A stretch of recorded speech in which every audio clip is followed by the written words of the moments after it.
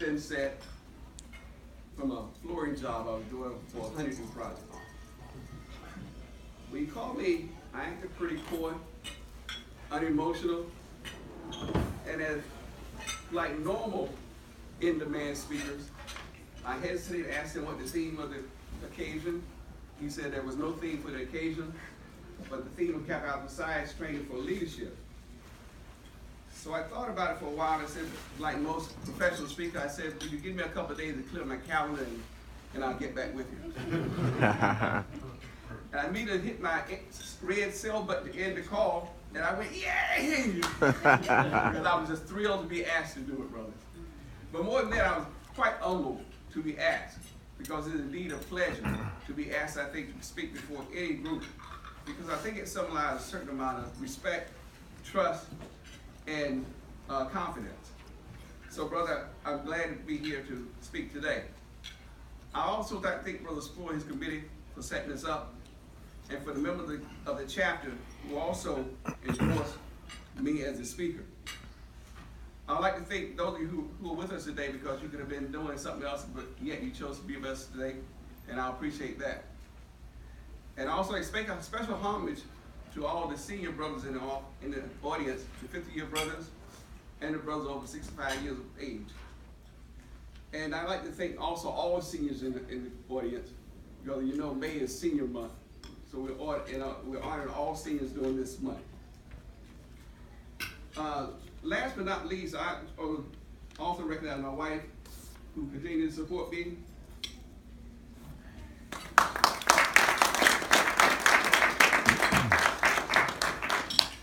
After I talked to Brother Spruill, and after I got my head out of the cloud and out of this euphoric state, I started to think about what was I going to say. So what will I talk about today? So it dawned on me, why don't you talk about something you know about and some of your experiences? It was interesting, Brother Benefield, I think Brother Gilly also talked about passing down experiences to the next generation. So that's basically what I want to talk about today. I want to share with you some of my experiences in climbing the corporate, in my case, climbing the government ladder. Just a little bit of background. I was starting in government at a basic starting level, and I retired in the senior executive service. But let me talk about next. Brother Spruill thinks I had 45 minutes to talk. I'm just kidding, I'm not talking. But I'll share some points with you about my experiences in the climbing the career ladder. I want to share these experiences because I know a lot of you have gone through your job and said that if I only knew then what I know now. And what I would like to share with you, most of you probably toward the end of your career or middle of your career, but some of you might have children or grandchildren, and I hope if you will share some of these tips with them, because I'm sure they will benefit from them, and they might help you to get them out of your pocket if they are successful in using these tips. So what I'd like to do is summarize a few snippets from my notes, which are based on two books that I really hope to publish. One book I pretty much drafted, and one is kind of an outline. So you might say, for this purpose, you might be proofreading what you might see in a printed text soon. So your editorial comments will be appreciated. But let me start by saying the workplace is kind of like a pyramid, if you can visualize a pyramid shape, the broad base and then a peak. And in the pyramid, at the base are your basic workers or the heart of the organization.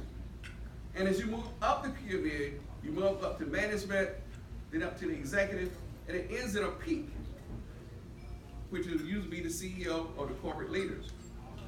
But another way to look at it, though, if you move up this corporate ladder, there's a lot of competition. And as you move up the ladder, the competition becomes more competitive and more rigorous and more cutthroat. So not only are you moving up organizations, but you got to realize that because you're moving up the organization and it peaks at the top, as you move up, the job becomes fewer and fewer, and there's not enough job for everyone to move up. So in addition to being competitive, there's a process in the organization of exclusion. which means that if you're excluded from the competition, you don't move up the ladder. So I want to talk about just about how you scale that ladder and what I call how do you play that game. So how do you stay in the game? First, you prepare by studying and training, because most people enter the market, you qualify pretty much for your job or you wouldn't have gotten it.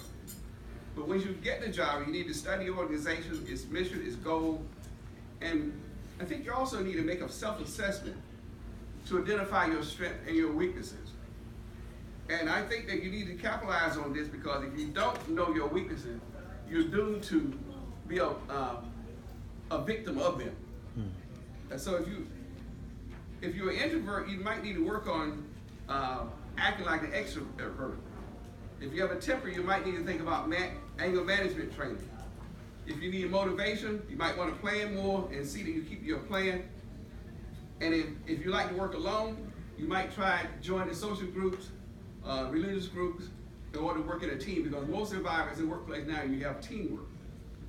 And if you like to talk, maybe you should practice listening a little more, because you don't learn very much talking. You learn a lot more listening than you do when you're talking.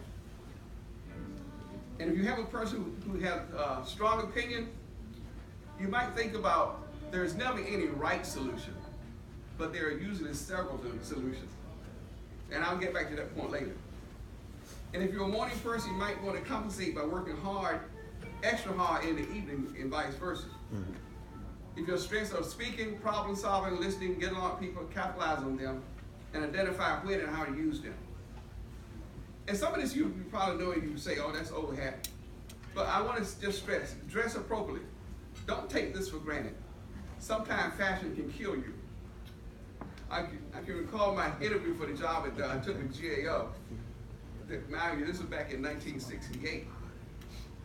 I was doing the interview. The interviewer, he kind of paused and looked me up and down, literally. I mean, he just looked me up and down. And I was pretty nattily dressed in a brown iridescent suit, matching tie, and slip-on shoes. So the interviewer looked at me and said, around here we wear dark suits and shoes with laces. So it just reminds you that people are watching what you wear. So I like this for brother here to tell the younger brother to pull up their pants and get out of those short coats and tight pants, because it won't help you in the workplace. And I like to say, if a basketball player can't play basketball in football gear. Also, plan for the day is a good way to track what you accomplish. It also serves as a yardstick for how you're progressing. And stay motivated, because a lot of things are going to discourage you, and a lot of your coworkers are going to discourage you. And sometimes that's to keep you down and keep you out of competition. Say a prayer, and with confidence, know you will achieve. Now you're out to do it and ready to go to work. So what do you do at work? And how do you get in the game at work? Know the rules, know who's who, what's valued, and so forth. And stay current on your training and education. And do a day's work. Make sure you earn that day's pay. And make sure your work is up to par or do a good job. And despite all of this, your children and maybe some of the people you're monitoring come to you and say, I've done a good job, I've trained, I worked hard, and I'm still not getting promoted. And you need to tell them, doing a good job would not get you promoted. Doing a good job would not get you ahead. You need to play the game. You need to work smart. And what I mean by this, and how do you play the game and distinguish yourself among your peers? Remember again that the pyramid, you're in competition with your fellow workers. So you're in competition with them every day. You know the old story about the two guys who were hiking in the woods, and they happened upon a grizzly bear and her cubs. And then one hiker sat down and started to take off his hiking shoes and put on his sneakers. And his buddy said, man, why are you doing that? You can't outrun that bear. And he turned to his buddy and said, I'm not worried about that bear. I just got to outrun you. So keep in mind, you're in competition with your workers. So how do you distinguish yourself? I already told you need to dress for success, work hard, and stay up to par. These are the prerequisites. So let's walk through a typical day of how you play the game at work. First of all, you need to be a pleasant person. Be the kind of person you think that you yourself would like to work with. Or even better, be the kind of person you think that you would like to have a beer with afterward. So be pleasant. That's the first clue. You got to be a person that somebody wants to work with. Now you're on your way to work. You're in the elevator with the CEO, and you're alone with the CEO, and you're headed to the 15th floor where you work. And of course, the CEO is going up higher, and he's on the top floor. So what do? I've made a point to know all the key executives in the organization, and I practice what I would do if I encountered them. So what, in this case, you would say, good morning, how are you? How was your weekend? How was your day? Did you play that golf you like to play? How do you think we're going to make out in the budget cut this year? And by the way, I understand you're going to be recruiting new people this year, and you're going to new schools. And I would say, well, how about going to Elizabeth City State University? You'll get some great candidates there. And then I get off the elevator and I say, have a great day. But what happened? He's going to get in the office, he's going to say, who was that masked man? Who was that guy? And he's going to call John in. John, who was this guy who just talked in the elevator? And you're wondering, well, how's he going to know it was you? Well, I just told him. He know I'm black. He know I'm from Elizabeth City State University. And how many other people in the organization have those credentials? Pretty easy. So I think you can start to identify yourself and start to make yourself known. Now you're at work. What do? When you get to work, what I say is don't spend time around a proverbial water cooler or in the conference break room. You'll be associated with everything that's done around the water cooler, particularly if it's bad. So, and being an ambassador, if the company needs someone to represent the company, let that be you. Don't say bad things about the company. Don't say bad things about people. Promote the company. Say good things about everyone. Remember, your mother told you, if you can't say anything good, don't say anything at all. For the fraternity, I know some of you are saying that you don't like what the province is doing or what headquarters is doing. And my advice is that let's not talk critical about those organizations because that's what we have. If you want to do something about the thing you're concerned about, take the appropriate action and the right steps to change those things. And not be always bitching and moaning about what's wrong. This won't help you and just make you a miserable person. Some of the other things you might do at work. Sometimes you might do something you don't want to do. You might need to go to the office luncheon. You might need to play an office softball team. You might accept the invitation to a dinner party. You might play poker with the boys and the girls every once in a while. And be pleasant in whatever setting. And one example I like to share with you is that at Christmas party, be sure you attend some of these. But make sure you keep it all business. And my wife can attest to the story I'm about to tell. At one Christmas party we attended, there one particular guy had a couple of drinks too many. And he started chasing this little cute secretary around the room, literally. So a bunch of guys got together and tried to restrain him. And I said to myself, don't restrain him, let him go, because he was holding up my promotion. And another story I'd like to tell is there was another guy we worked with in a big bullpen, kind of like this, open space. And there was one guy who was always known for working hard, because in those days, you remember that, some of you who are accounting know that, you did interviews, and you did all these schedules like we now do in spreadsheets. We did it on long green paper in big thick bundles, if you remember. And this guy was always leafing through his papers, always reading them. And I said, what is this guy working on all the time? So one day when everybody happened to go to lunch, I went on snooping around what he was doing. I flipped through his papers, and there were a bunch of crossword puzzles in there. And I said, he might be doing crossword puzzle, but everybody think he's working his tail off. So again, keep busy and make sure that people see you think you're busy, because only one or two people in the organization know how good your work is. But everybody has an opinion of how good it is. And something you might be careful of is the impression you make. If you're going to walk down the hall, say at your office, make sure you have something in your hand that look like you're working. And make sure you're walking like you're going somewhere. To a meeting, although you might be going to meet your buddy down the hall, but look like you're busy. And don't loaf, and don't sell raffle tickets at all, and that kind of thing.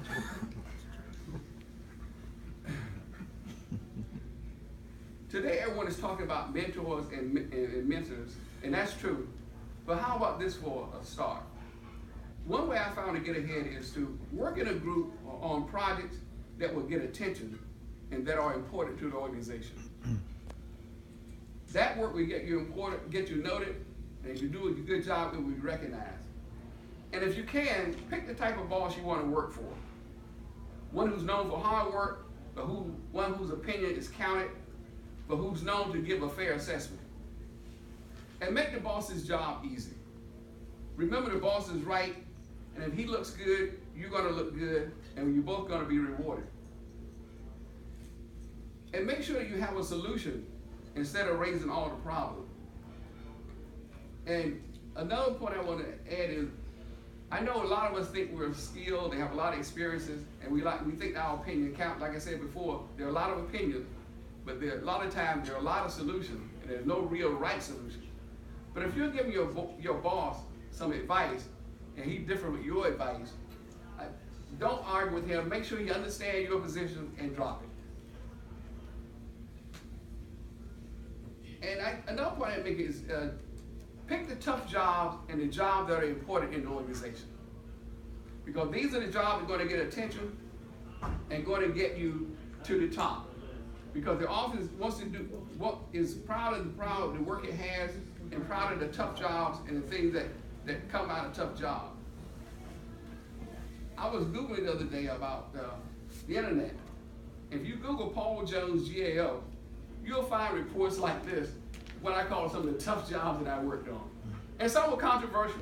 Like this one, I dealt with a medical marijuana case we did. One was on homosexuality in the military back in 1992 when that issue was key.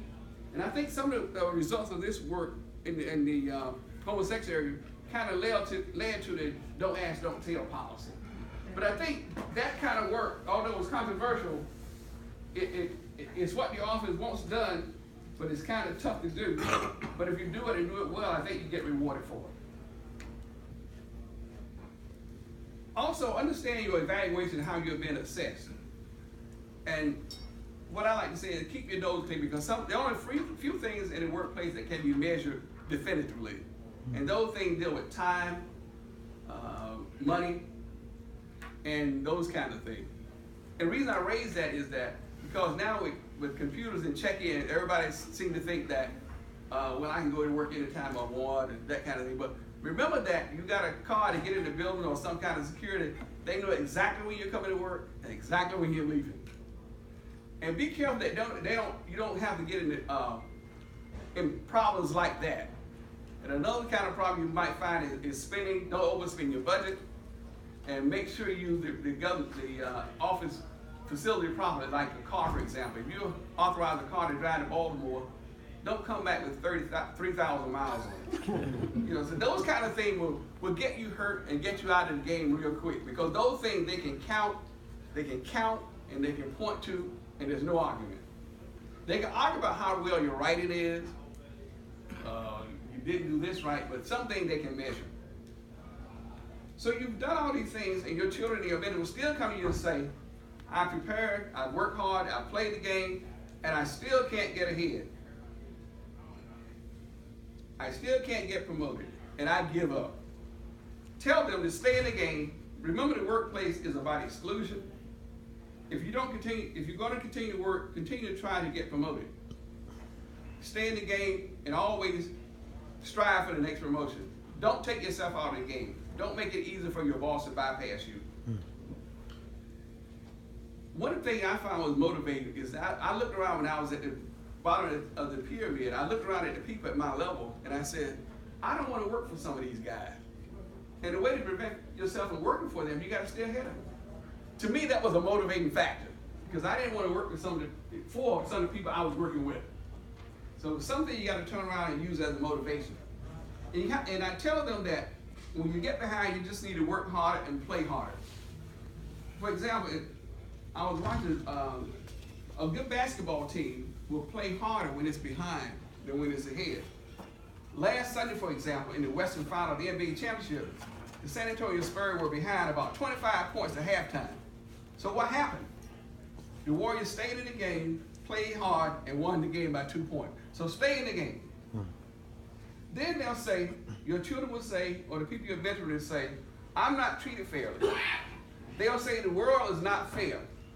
You can remind them that of course it's not fair. The playing field is not level.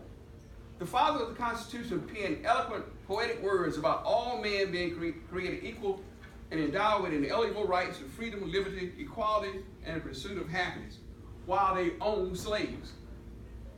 An amendment to the U.S. Constitution ratified in 1985 abolished slavery. Are we free? Are we treated equally? So things aren't equal. Then they'll say, I get on the tough, dirty jobs.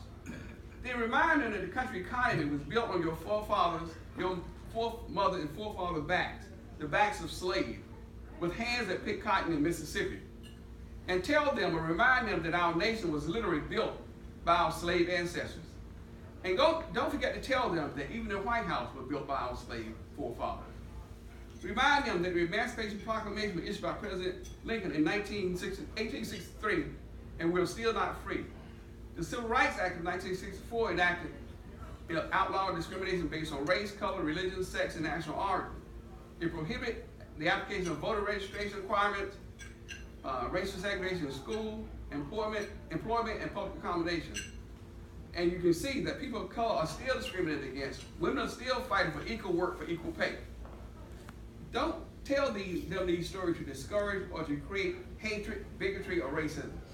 Tell them these stories to motivate, encourage, and inspire them. But also be careful not to tell them more than they can handle.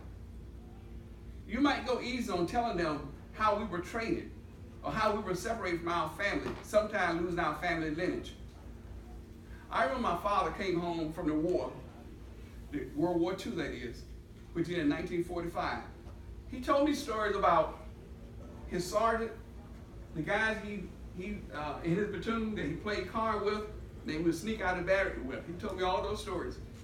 However, I didn't realize until much later when I was an adult that he was talking about a segregated army. The military was not so-called integrated until July 26, 1948, when President Truman signed Executive Order 9981. Tell them to expect obstacles. Deal with them, but continue to play the game like your ancestors before you. And like our ancestors, Dr. King, President Obama, Serena Williams, Reginald Lewis, General Benjamin Davis, Sr. and Jr., you know the list of successful people. And like Thomas and Henrietta Jones, a couple with very little education and rarely making minimum wage who produced me. Tell them to keep playing the game, play it hard, and they will achieve, they will succeed, and they will be most valuable players. Thank you.